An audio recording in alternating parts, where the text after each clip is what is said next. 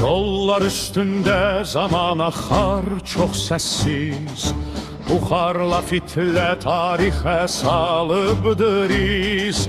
Şərqə qərbə yola düşən qatarlar, zamanın nəbzi ilə vuran qatarlar. Dəmir yolu uzanır üfüqa doğru, her vağzal bir hekaye, bir abidədir. Sözler bir düşünce anından doğur, onlar bu duyğunun səyahətidir. Qar, yağış, külək bizə mane deyil. Hər səfər daha rahat, həm təhlükəsiz.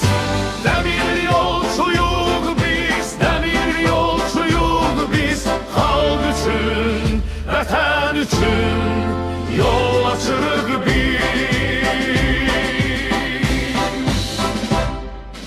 Səhərlər yuxudan əvvəl qalxanlar, gecələr ulduzla dost olan canlar.